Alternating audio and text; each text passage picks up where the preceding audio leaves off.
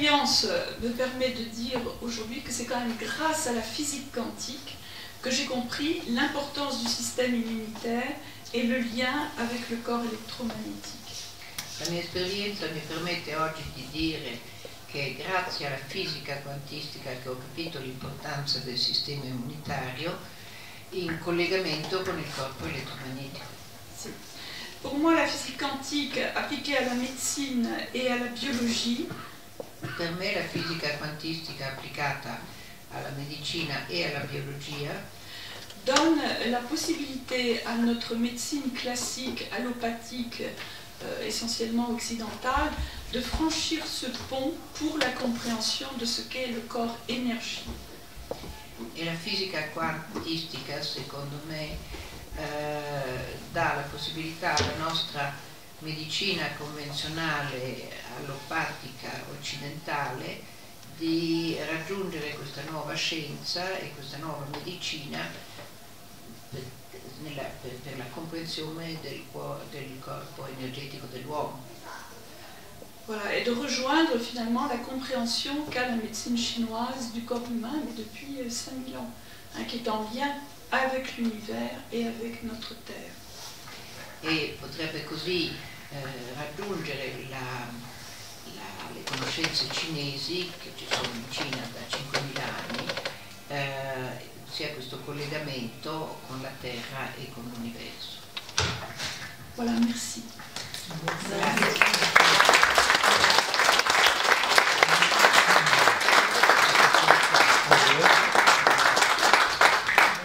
Alors, si vous avez des questions, bienvenue.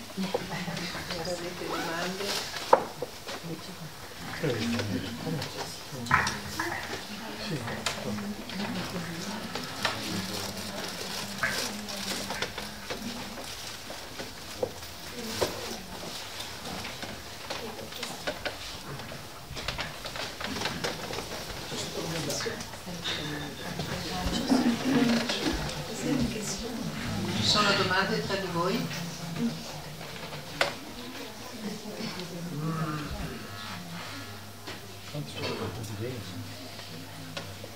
Siamo rimasti scioccati. Ils sont choqués, ça m'étonne, je peux comprendre. Posso capire. Poi è solo l'inizio. Ce n'est que le début.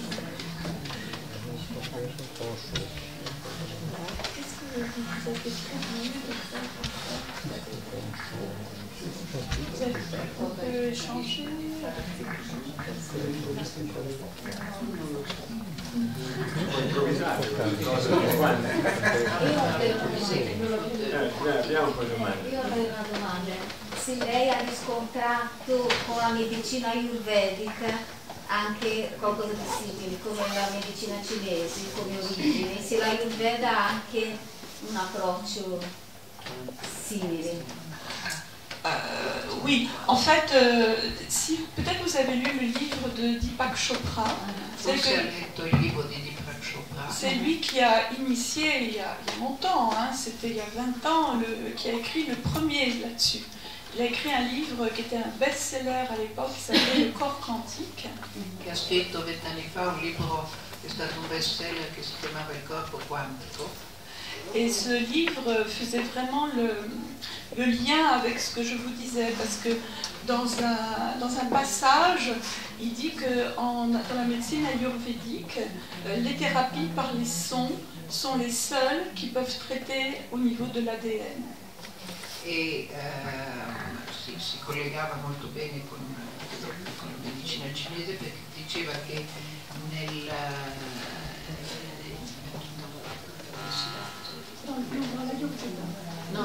Que les thérapies par les sons sont les seules qui peuvent traiter l'ADN.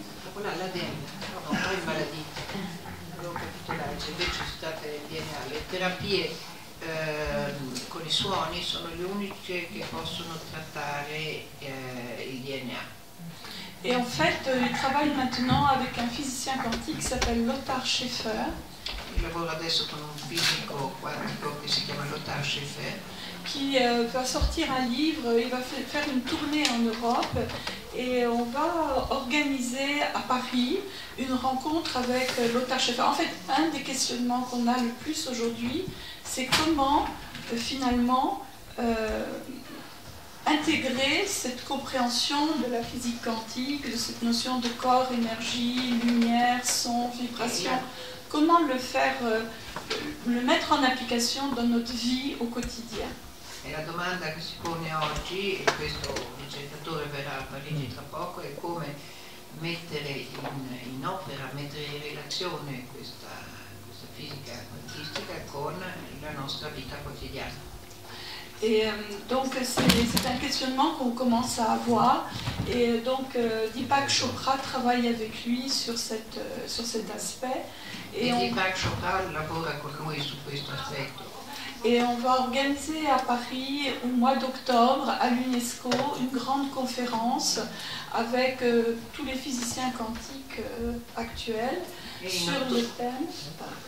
E in ottobre a Parigi ci sarà una grande conferenza all'UNESCO sulla fisica quantistica.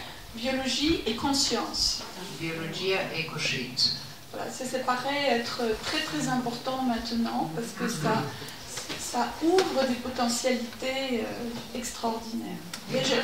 Tutto questo apre delle potenzialità straordinarie.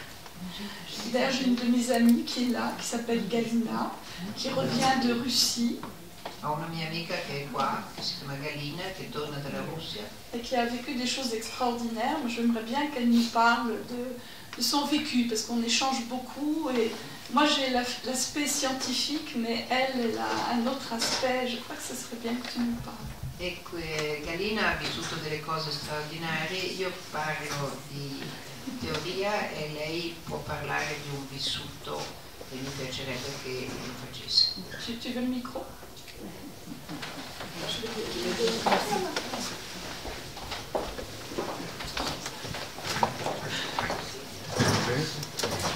Oui, là, au mois d'avril l'année dernière, 2012, je suis allée voir des amis. Je fais partie d'une association et je suis allée voir des amis en Ural du Nord, qui se trouve en Russie, c'est juste avant la Sibérie. Ural. Sono andata nel 2012 con degli amici negli Urali del Nord. Et j'ai une amie qui pratique cette énergie, enfin, une sorte de... Enfin, dans notre association, nous pratiquons l'harmonisation. E nella nostra associazione pratichiamo l'armonizzazione. C'est quelque chose de très doux voilà. Et une amie en France, à Paris, nous avons un centre et une amie en France m'a harmonisé. Et puis pendant l'harmonisation, elle m'a dit qu'est-ce qui se passe juste avant que je pars en oral. Elle dit mais qu'est-ce qui se passe pendant tout au long de l'harmonisation, j'ai entendu le prénom Olga. E sono stata appunto armonizzata da questa amica che ha detto ma cosa succede? Tutto lungo, tutto il tempo che è durata l'armonizzazione ho sentito il nome Olga. Moi j'ai pas fait attention, je me dis beaucoup de gens, beaucoup de choses, enfin c'était pas important pour moi ce que j'ai entendu, je me disais chacun raconte quelque chose. Io non sapevo bene, ognuno di noi sente cose diverse e racconta cose diverse. Et puis je suis allée donc voir des gens de mon association qui sont venus m'accueillir. E sono andata a trovare le persone di questa associazione che sono venute a accogliermi. Et cette amie travaille dans une grande usine en Oural, cette région d'Oural. Et juste avant la Sibérie, il y a beaucoup de mines, de potassium, de titan. Donc il y a des grandes usines. Donc ces trésors d'Oural fait... Questa amica lavora in una ditta negli Urali del Nord dove ci sono per esempio molto titanio, et beaucoup de minéraux, et molti minerali. Une grande usine, elle est venue me voir et puis elle m'a dit, mais tu sais, il y a quelqu'un qui est venu me voir en disant, nous savons qu'il y a une dame chez vous. Questa signora è venuta da me e mi ha detto, qualcuno mi ha detto che da voi c'è una signora. Et sa sœur qui travaille dans cette usine a eu un accident très très grave. E sua sorella che lavora in questa ditta, in questa fabbrica, ha avuto un incidente molto grave. Et tout le monde, elle a eu un accident de voiture et elle a failli mourir, mais elle était dans le coma et après elle est sortie. Un incidente di macchina molto grave, era in coma. Et je me disais, mais comment les gens peuvent savoir que je suis chez toi? E dicevo a me stessa, come può la gente sapere che io sono da te? Et je lui ai demandé comment s'appelle cette personne. E ho chiesto come si chiamava questa persona. Elle s'appelle Olga. E questa persona si chiamava Olga.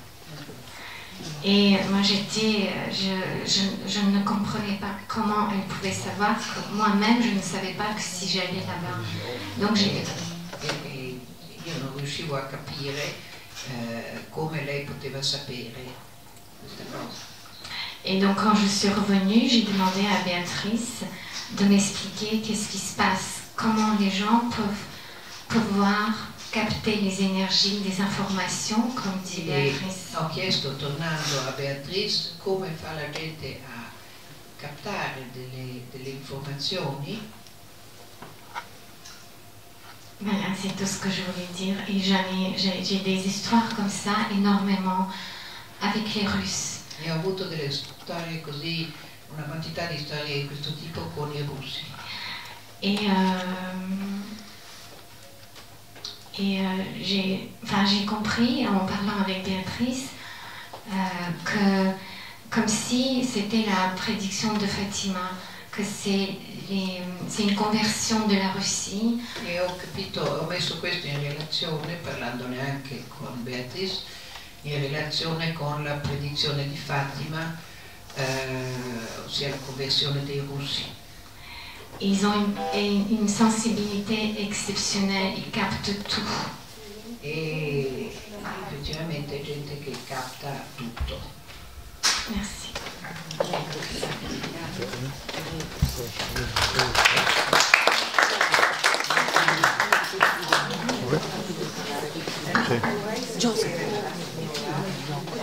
Quale bandiera è stata riarmonizzata prima di andare in Russia? No, in che modo è stata riarmonizzata prima di andare in Russia?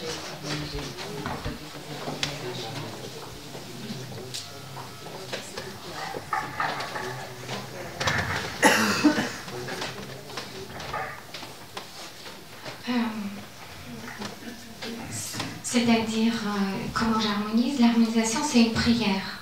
L'armonizzazione è una preghiera. Et l'harmonisation, dans la Bible, tout au long, dans les évangiles, le Christ a été le premier juge et le premier médecin. E se ne parla nei Vangeli, il Cristo è stato il primo giudice e il primo medico. Voilà, c'est certaines personnes dans l'univers connaissent les secrets de cette harmonisation qui a été perdue, donc, et les Russes sont très sensibles à ça. Et il y a eu beaucoup de guérisons, justement, on va écrire un article là-dessus. Moi je parle de ces miracles. Et certe persone sono conoscono i segreti di questa armonizzazione e nous préparons, oui, et Béatrice. Preparando un libro su questo, i russi sono molto sensibili a tutto questo. Oui, et ils ont des miracles, par exemple des gens qui avaient en Russie malheureusement, il y a beaucoup d'épileptiques. Épilepsie. In Russia c'è molta epilessia. Et moi, ça m'émeut beaucoup quand je parle de ça. E mi emoziono molto quando parlo di questo. parce que j'ai harmonisé quelqu'un, un jeune homme de 20-25 ans qui... Perché ho armonizzato un giovane di 25 anni. Et lui, je lui ai appris aussi de prier pour qu'il, comme Béatrice me disait, que comme nous sommes énergie, donc la prière agit. Et donc je lui ai dit, s'il a envie vraiment de guérir, il faut que lui aussi prie, participe à sa guérison.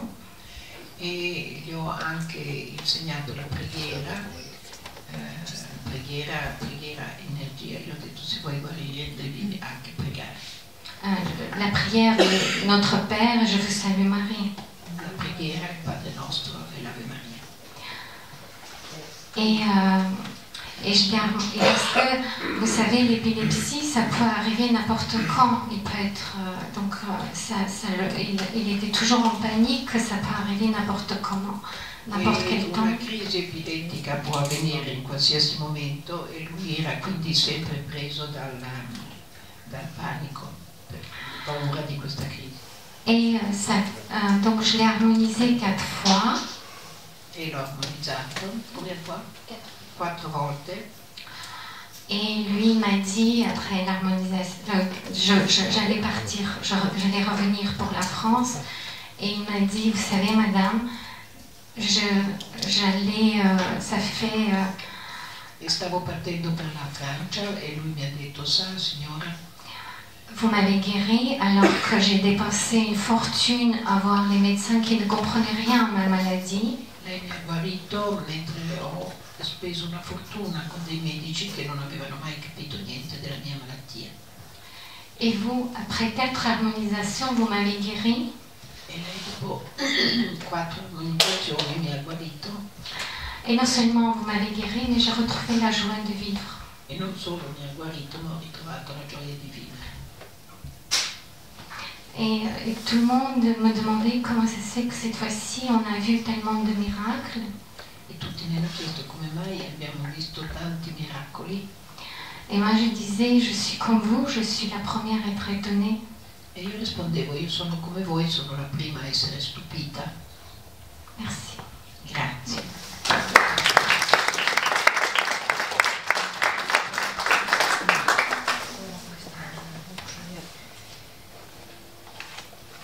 Se io volessi essere armonizzata, come dovrei fare?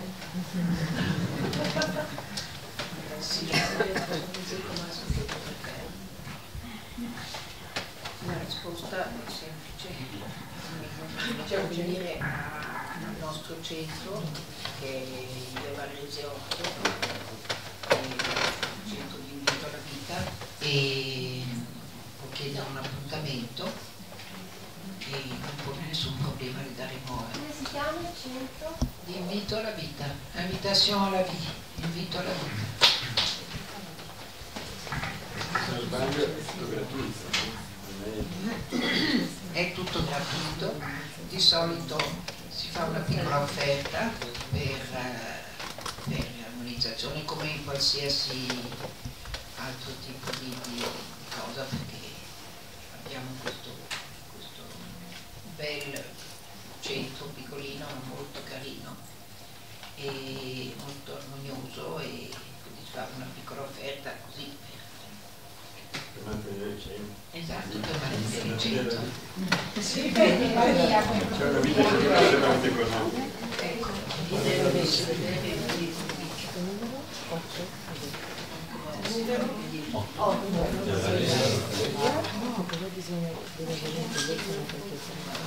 Parce que le Christ dit, vous avez reçu gratuitement, vous donnez gratuitement.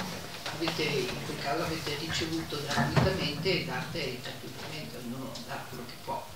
Grazie. Grazie.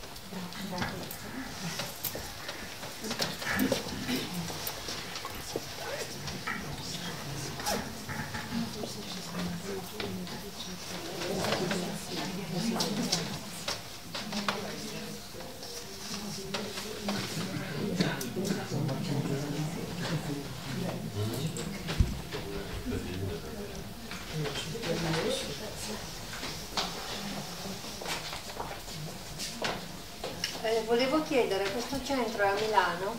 Sì, il centro a Milano, via Varese 8. Vediamo poi l'indirizzo. Sì, grazie. Abbiamo Avevo una domanda per la dottoressa. Chiesto se vicino al microfono mi sembra che la voce pronto.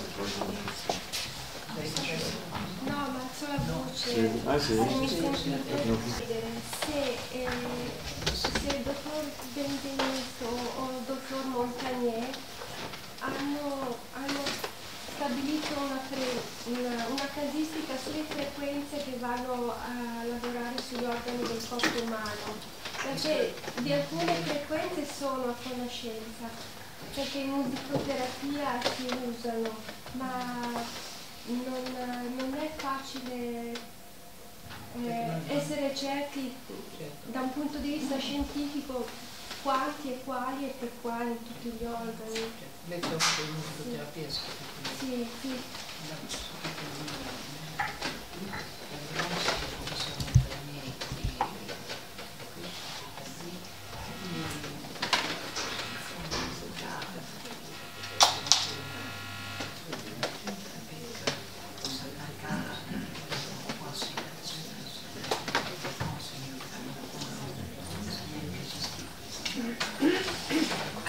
Au niveau de... Pour l'instant, on travaille, les recherches sont essentiellement sur l'autisme, la polyarthrite rhumatoïde, et les autres thérapeutes travaillent chacun dans leur domaine. Per adesso le ricerche sono soprattutto sull'autismo, sulla poliartrite reumatoide e se no i ricercatori lavorano ognuno nel loro campo. Mais ce que je peux dire, c'est que dans l'autisme, on travaille, donc les médecins qui travaillent avec les enfants autistes ont utilisé surtout les antibiotiques, mais toute une gamme d'autres thérapeutiques à côté, y compris les thérapeutiques adaptatives, tout ce qui est rééducation, et ça énormément. Come diceva la dottoressa prima, nell'autismo si utilizzano gli antibiotici, ma anche tutta una serie di terapie di riadattamento, appunto parlava prima del massaggio, della sauna, la musicothérapie aussi, bien sûr. La musicothérapie.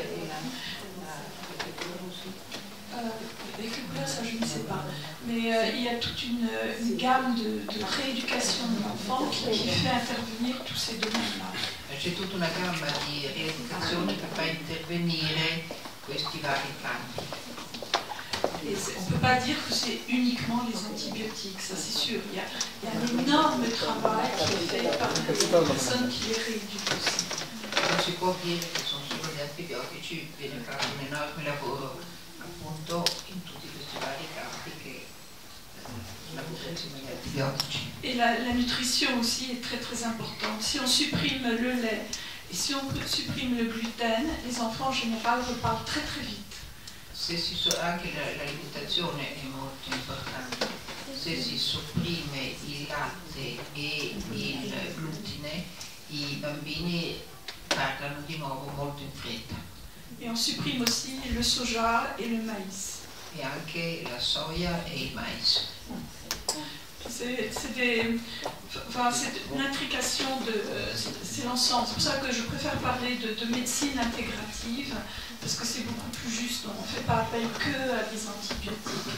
È tutto un insieme, per questo che preferisco parlare di medicina integrativa. È che io mi riferivo in modo particolare sulle frequenze musicali, So, perché è quello che lavoro l'ho con chiesto, quello. ma non sembra che ce ne sia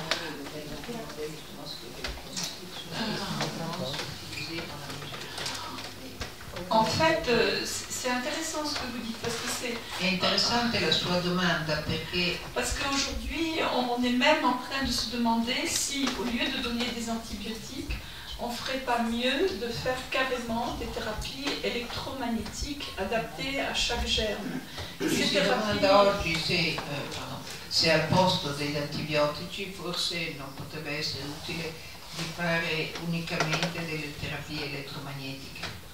Donc ça, les Russes sont très en avance dans ce domaine, mais aussi tous les appareils de Rife, la machine de Rife, qui est aussi, mais par rapport au son, évidemment. En fait, c'est pour ça que j'avais bien envie que Galina vous parle, c'est de comprendre que même la pensée crée. Et donc, sì, i russi sono molto avanti in questo campo e ci sono delle varie macchine che lo studiano e aussi, che la pensée il pensiero è creativo.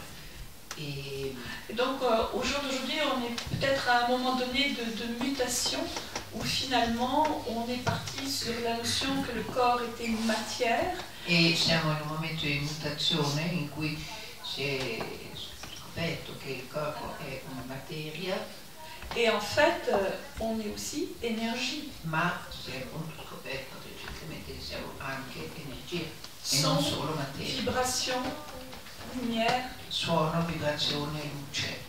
Et donc tout cet aspect-là ouvre des possibles extraordinaires. E quindi tutto questo aspetto apre delle possibilità straordinarie. Mais pour avancer, on est obligé de partir de ce qu'on connaît. Ma per andare avanti dobbiamo partire da quello che conosciamo. Et donc c'est important au jour d'aujourd'hui de partir donc de ces compréhensions du corps électromagnétique, des signaux électromagnétiques des germes, et puis de commencer à travailler avec ce que nous on connaît. E quindi bisogna partire dai segnali elettromagnetici dei germi e per andare avanti su quello che conosciamo. Mais plus on avance, plus on est ouvert à tous les possibles et on a vraiment la notion que l'avenir ce sera des structures ouvertes, des hôpitaux où on fera une médecine intégrative. E più si va avanti, più si scopre che nell'avvenire probabilmente anche negli ospedali si farà una medicina integrativa. Avec tous les potentiels possibles. Con tutti i potenziali possibili. Parce qu'au jour d'aujourd'hui, on ne peut pas rejeter les uns et les autres. On ne peut plus faire ça parce que personne n'a la vérité. On est en train de chercher la médecine du futur, mais elle n'existe pas encore. Nessuno detiene la verità, si sta cercando la medicina del futuro, ma per ora non esiste ancora. Et dans l'espace, c'était quelque chose de complètement différent puisqu'ils ne pouvaient pas prendre de médicaments chimiques. Donc quand ils avaient une angine, qu'ils étaient malades, ils utilisaient donc les thérapies électromagnétiques. Mais nello spazio, quando i cosmonauti non potevano utilizzare medicine chimiche e quindi utilizzavano cose elettromagnetiche. Mais c'était beaucoup plus sophistiqué que ça, parce que l'appareil de Christoforov, pour moi c'est le seul qu'on puisse appeler appareil quantique. Parce que l'apparecchio di Cristoforo è l'unico che si può chiamare apparecchio quantico. Parce qu'il utilisait un système qui avait un tout petit accélérateur de particules où on mixait les infrarouges, les champs électromagnétiques et les lasers. Perché aveva tutto un petit système, un petit accélérateur. Un piccolo acceleratore in cui si mixavano le onde elettromagnetiche, il laser et gli infrarossi. Et donc les résultats qu'il a sont hallucinants avec ça. E i risultati che ha avuto sono incredibili. Voilà. Est-ce qu'il y a d'autres questions encore? Ci sono altre domande? On est en chemin. Voilà, je n'ai pas de. Si vous voulez, au jour d'aujourd'hui, on est ouvert parce qu'on ne sait pas exactement quelle sera la réalité de demain, mais on sait qu'elle sera complètement différente de celle qu'on a utilisée aujourd'hui. Siamo aperti, siamo in cammino e non sappiamo ancora come sarà, ma sappiamo che la realtà di domani sarà completamente diversa da quella che abbiamo visto finora. Et doit faire appel à la multidisciplinarité. E bisogna assolutamente fare appello alla multidisciplinarietà. La médecine sera, on la fera avec les artistes, avec effectivement les scientifiques, les physiciens peut-être plus que les chimistes. La medicina sarà fatta con artisti, con fisici, con musicisti, forse più che con chimici. Et en tout cas, Einstein avait une très belle phrase, il disait « La science, les arts et les religions sont les branches d'un même arbre ». Scienza arti e religione sono i rami di uno stesso albero, diceva Einstein.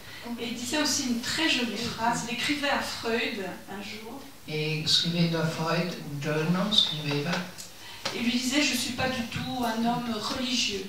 Non sono per niente un uomo religioso, mais avec tout le travail que j'ai fait avec la physique quantique, ma con tutto il lavoro che ho fatto con la fisica quantistica, je suis convaincue de l'existence d'une force spirituelle dans l'univers. Sono convinto dell'esistenza di una forza spirituale nell'universo. Merci. Grazie.